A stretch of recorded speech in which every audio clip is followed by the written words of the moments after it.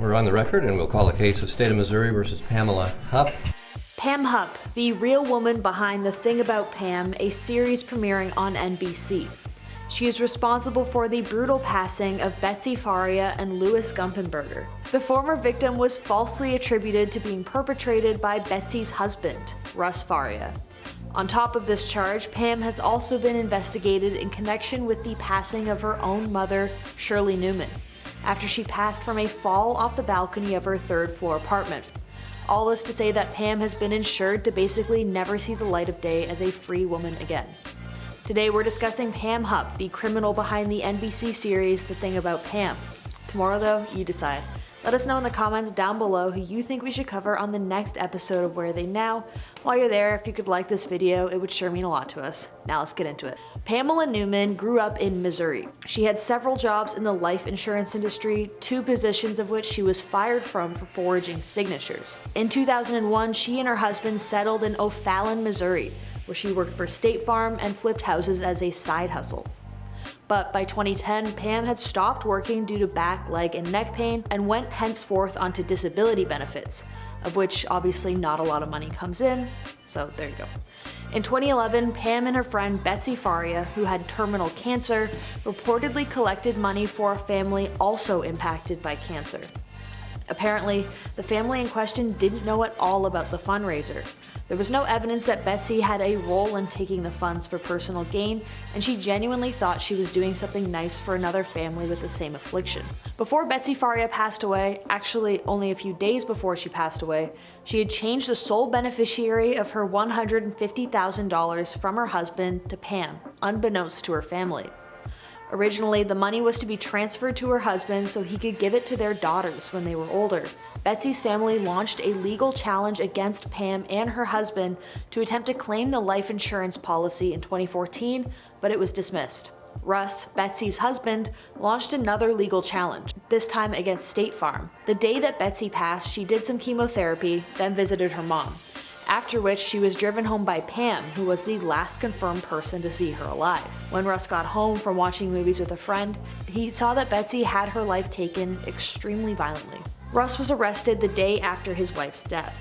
Her reaction to her death and assertion that it was viewed as suspicious. He also failed a lie detector test and had a violent temper, making what should have been sadness into intense anger. When Pam was interviewed by police, she insisted that Russ was a violent man who harmed Betsy when she considered divorcing him. At Pam's insistence, police searched Betsy's computer and found a document in which she expresses that she feared her husband would end her life. More on that later. Russ was charged with first-degree murder. It was genuinely a failing of the court system because the judge failed to consider that there were numerous alibis for him. His phone showed that he was nowhere near the area during the time she would have been harmed, and Pam's own phone showed that she was in the area of Betsy's house 30 minutes after she supposedly dropped Betsy off at her house. The trial judge refused to allow Russ's lawyer to present the case accusing Pam of the incident. Pam had also told the court that she was planning on giving the life insurance policy to Betsy's daughters. Also more on that later. Skip forward to 2013, Russ was convicted and sentenced to 30 years in prison without parole. Even though his friends were accused of helping him carry out the murder, no charges were brought against them. In fact, they didn't even know that their names were mentioned until they saw it in the news. In an interview given by Betsy's family, they were pleased with the outcome and they felt that justice had been properly dispensed. It wasn't until 2021 that they would apologize for these comments.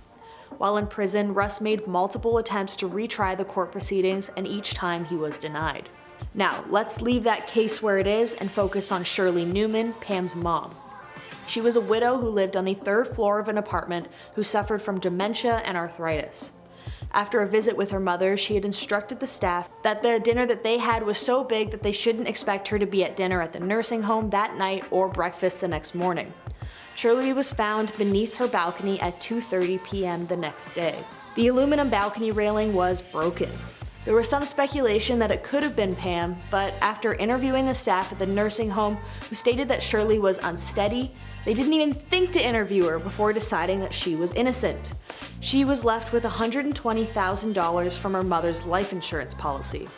Now, let's rest this case as well for a moment. And let's now jump to 2016. A man named Louis Gumpenberger was a victim of a car crash that left him with severe mental and physical impairments. In August, Pam shot him 5 times in her home.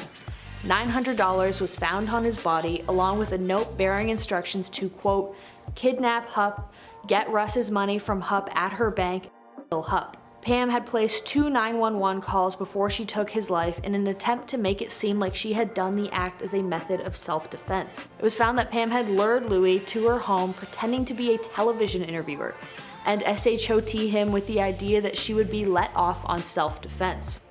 She planted the note to imply that Louis was the one who took the life of Betsy because police were starting to get suspicious of Pam. Basically, he was a scapegoat. Police also theorized that he was chosen at random. With the arrest and charge of Pam in this case, police were finally forced to reopen all the cases that she had been involved in, but had miraculously escaped any scrutiny from.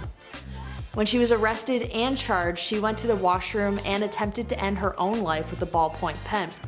This would end up backfiring for her, as now they could say that she had, quote, consciousness of guilt, which meant that she could not plead insanity and receive a lesser sentence. Instead of contesting the trial, she entered into an Alford guilty plea. This meant that she wouldn't have a jury trial, which may have left her with a chance of a lesser sentence, but it also meant that if found guilty, she would not face the penalty.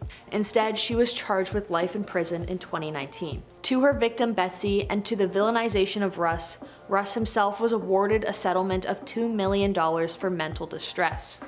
It was also discovered that Pam had never given the $150,000 to Betsy's daughters like she had claimed.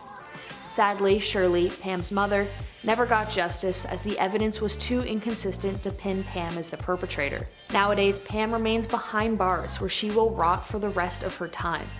In 2020, Pam's husband filed for divorce, describing their marriage as, quote, irretrievably broken.